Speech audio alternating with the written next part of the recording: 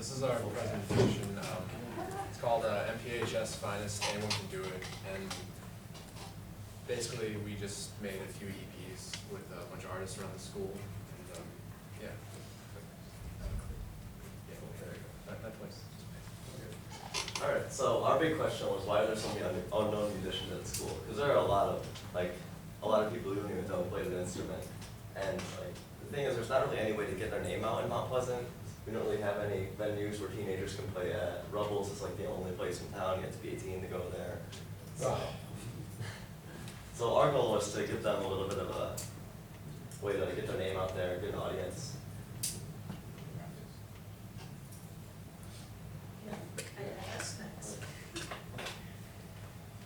How we plan to help,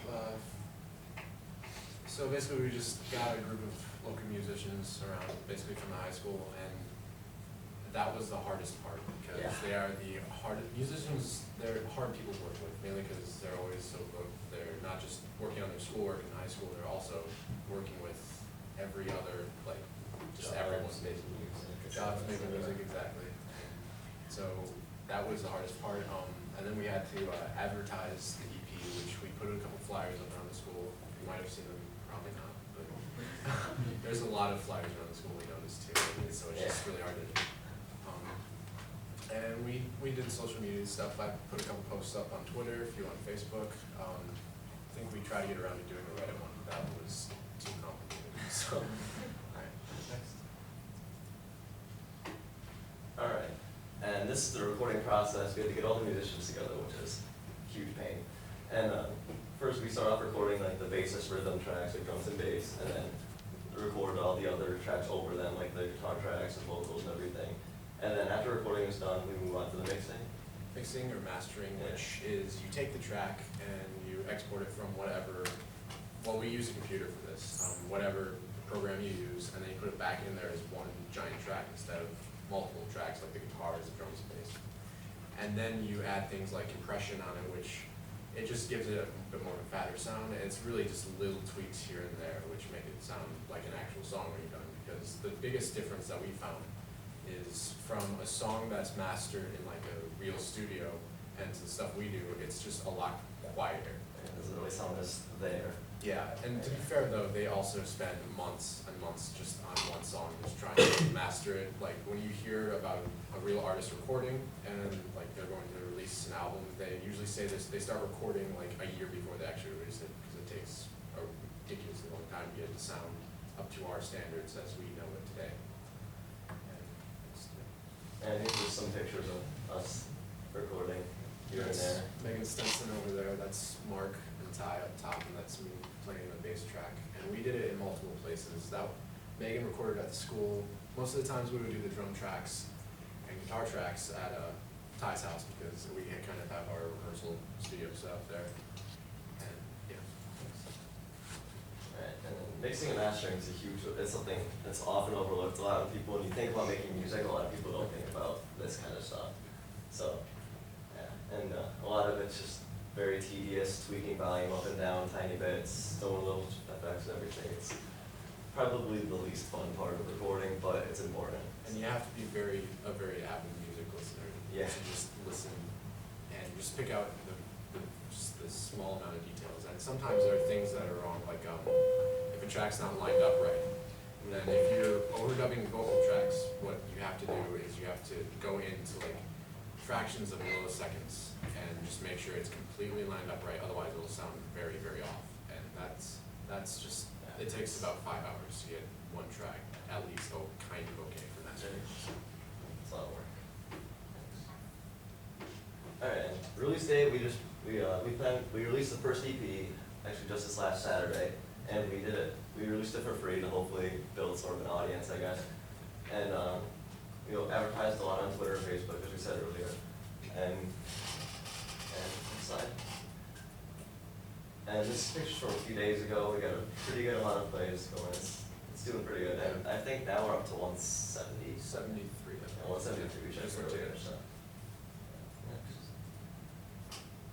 And we concluded that though it is a lot of work, it takes a lot of dedication, it's not super difficult to record an album and release on its venue like Bandcamp to get your name out, and this can inspire music, like future musicians next year and everything to try to do something along the same lines, get their name out.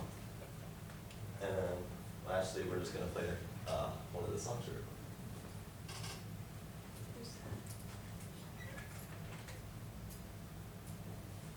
This is, let's see, this song is called It's a Beatles track. It's Come Together, and we had Mia Weed doing the vocals on it, and then Ty and I did the rest of the music for it.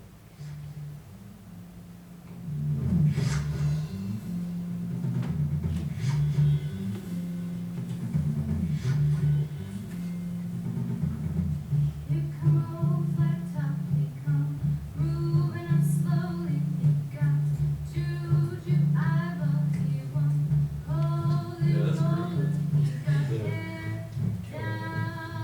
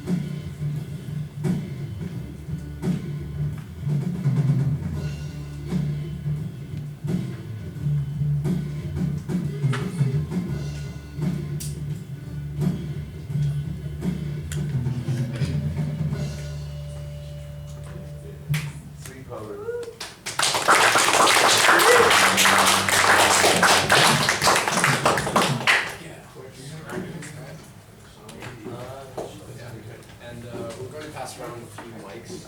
This is the mixer we used to record all of this. It's got a USB out, so you can just plug it straight into the computer and record on there. How much was that one? That was about $5. Well, it was on sale for $500, but it's usually about $800. Yeah, it's pricey stuff.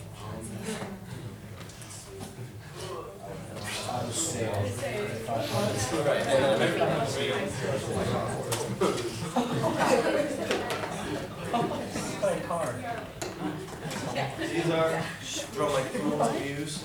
Well, some of them anyway. What's the difference? Big one's bass drum, these are just drums, and then these are cymbals.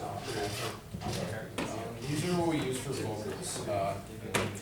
This one's just a standard condenser mic. My guitar teacher, who records a lot too, he just told me to get this. He said it's really cheap but really good, and he was very right. So this was about like $60. This one, on the other hand, was about $300, and it's called a Copperphone.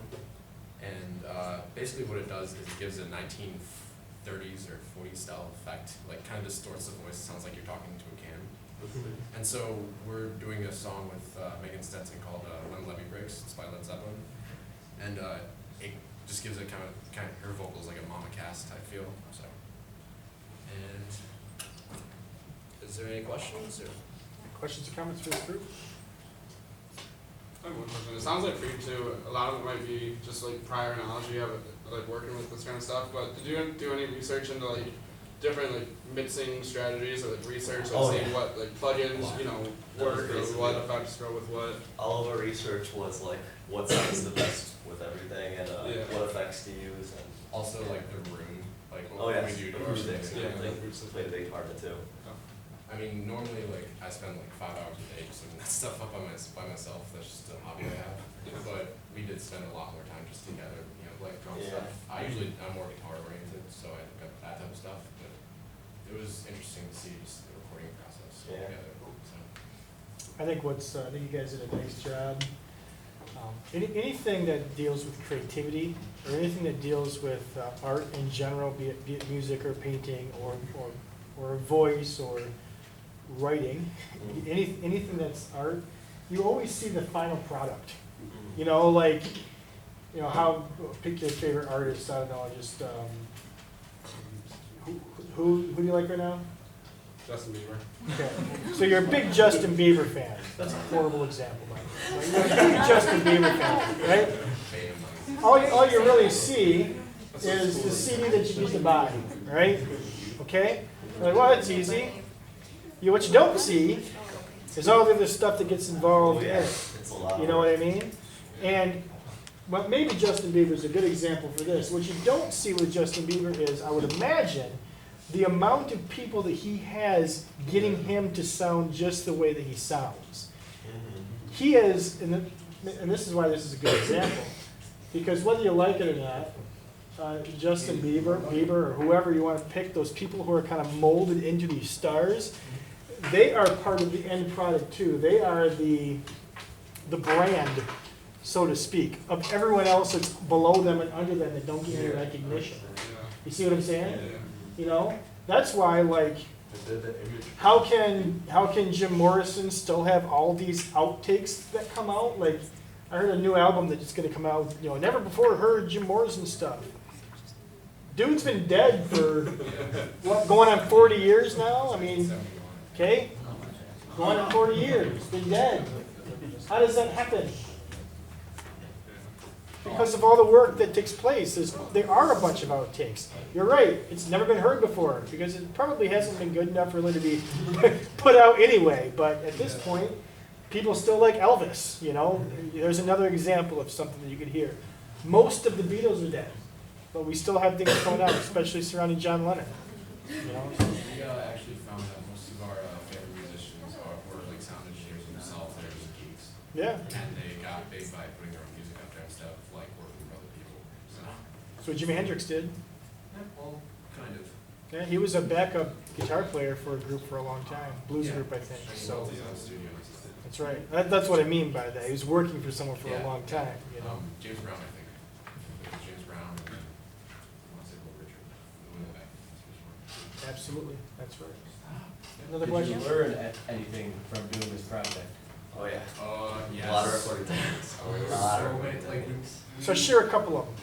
well, for instance, we had no idea what compression was. Yeah. No idea. We just knew if you put it on there, it sounds fantastic.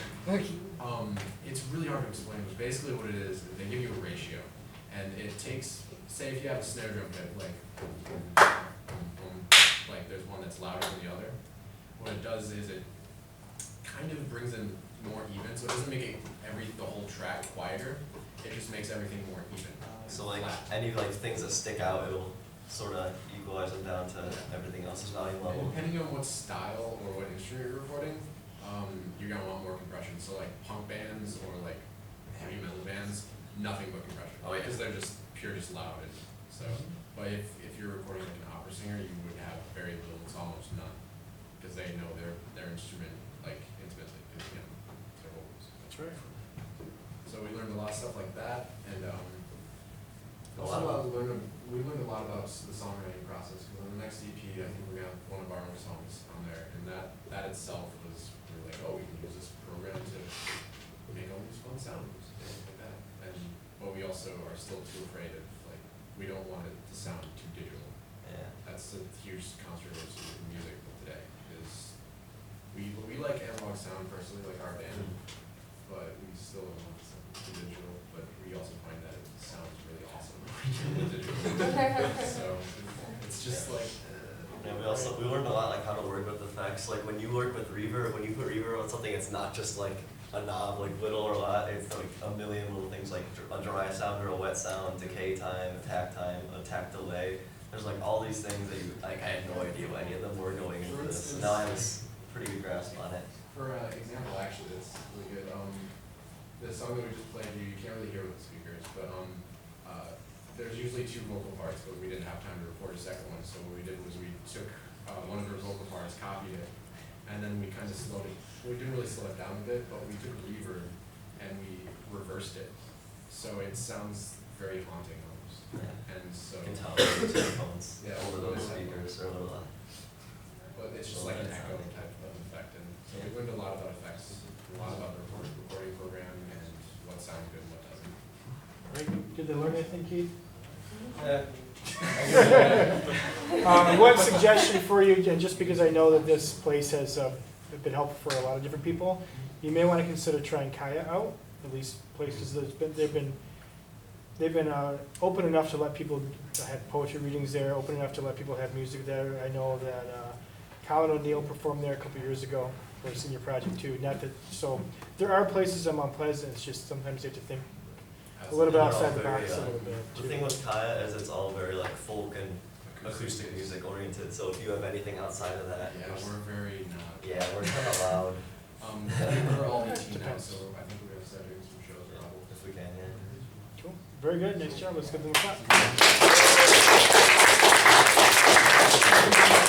While the next person is setting up, I'm going to talk to you guys in the hallway here real quick, okay? All right.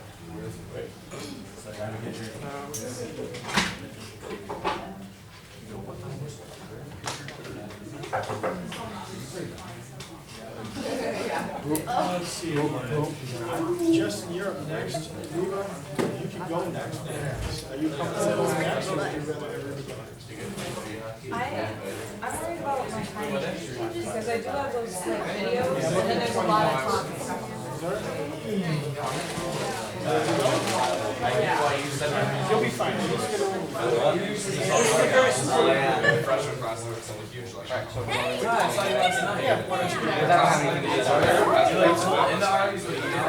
pass.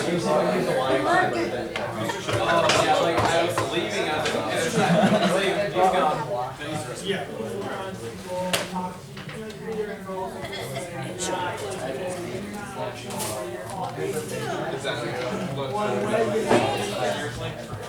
Where'd you go, Bree?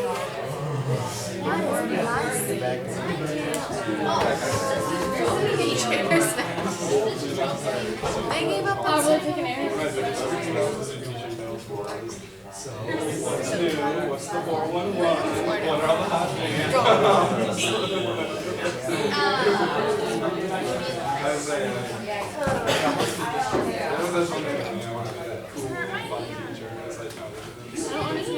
Been like no matter what.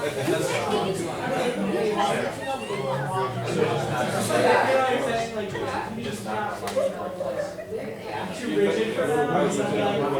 Isn't it school when you're not doing it?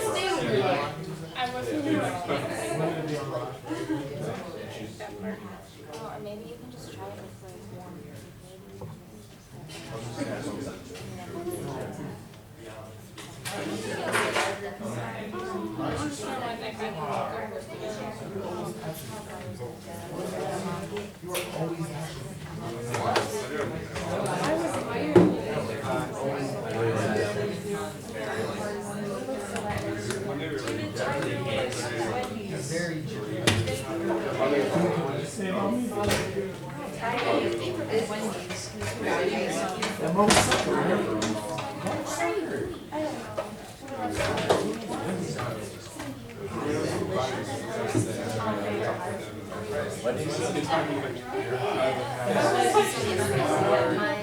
Here's spicy chicken nuggets. How about?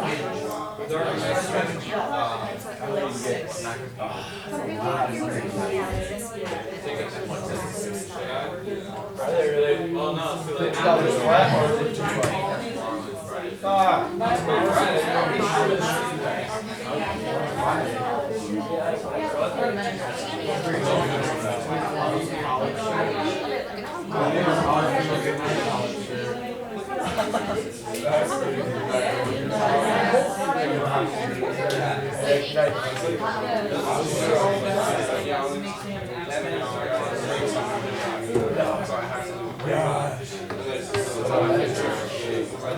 I know you were enjoying it last time.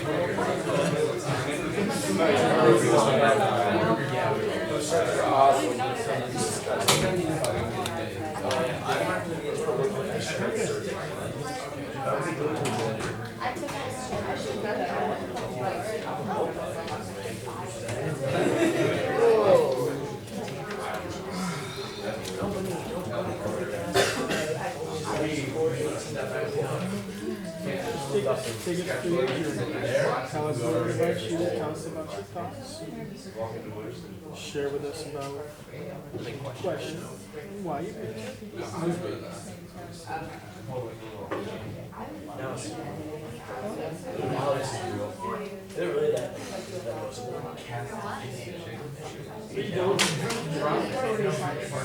Yeah, that's what I heard too. Originally it was 2 sisters, and then it said like Yeah, folks, looks like we have our, probably the last presentation for today. We'll kind of see what happens. It looks like we'll have a couple more tomorrow, maybe 3 total, but we'll see what happens there. Let's give our attention to Justin. Whenever you're ready, sir, you may begin. I don't have a presentation or anything. I'll just talk about my big question is what makes a good leader? There are many different traits that people can have that make good leadership. Does anybody in here think they might know a few? Anyone? respect. That's a good one. Have respect for everybody around you. That can earn respect of others as well. Charisma. How you show yourself to everybody else. How you attract others into devoting themselves to what you want to do is another one. The reason I picked what makes a good leader is all through me being a kid and growing up, I always did different programs. I was a Cub Scout when I was a kid. I did YSU, which was a police cadet school. I was team leader for our squad for a small time, and it's fun when you get to be a leader or someone in your group that everybody looks up to. You get to know everybody in the group.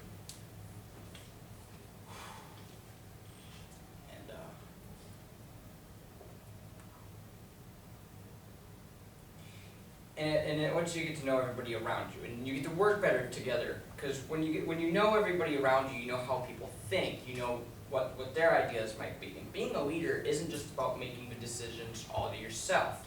It's about listening to everybody around you, their thoughts, their ideas, because a leader doesn't do what he does just for him. He's there to help everybody else. A leader is more of a follower, actually. You are doing what's best for everybody else, not for yourself. Organization, obviously, you need to be organized. For whether it's something small or something big, you gotta keep things going, because if you just go as things as they're needed, there can be problems with that. There are other leadership characters traits that aren't necessarily good, but they can still help with leadership, such as maybe being manipulative. You can get people around to see your point of view, but that's not necessarily good for everybody, maybe more for yourself. Can anybody name any people from history who would be maybe seen as good leaders? Gandhi. Gandhi, Martin Luther King. Gandhi was interesting. He was very, very, very passive. Very. Well, actually, yes. Actually, if I heard correct. Hitler, yeah. Hitler? Yeah, Yes, Hitler. actually, amazingly. Yeah. Yes. Later, it became a problem. Later, what he did was a problem. But at the beginning, people followed him and he united everybody in Germany. He got the state out of a depression after World War I. The German state became more powerful, but unfortunately, he got very greedy, very power hungry, and began expanding and going after the countries that put Germany into such a state in the first place, such as Britain, France. And basically what he did was, everybody seems to follow you better when they all have a common enemy. And what he did is he viewed not just Jewish people, anybody that didn't fit what he believed fit as his master race. Blue eyes, blonde hair, anybody, even gypsies, people of other religions. It wasn't just the Jews, everybody suffered under his rule. That's not a good leadership, is when people suffer. Unlike when everybody prospers. Usually with leaders, it's a very demanding job. Like if you look at a president, before he goes into office, very, very up, very charismatic, and after his, say he had a full term of 8 years, if you look at them after that, they're just spent. It's a very difficult, stressing, and demanding job. Not everybody can be a leader. And it's a very, what makes a leader? It's a very situational question. Certain characteristics could be useful in one situation, but not be useful in another.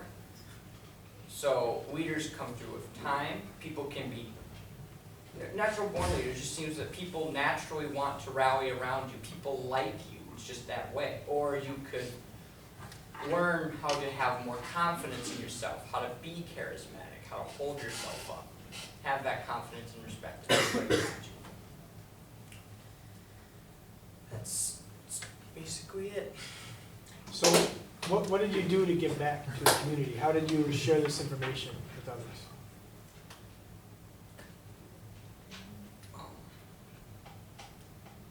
More or less, it was just a speech for the class. I couldn't really think of a way to give back, but giving back in large isn't always the same as giving back in small, because you're still giving, and people can still learn from that, whether it's big or small group. Great, thank you.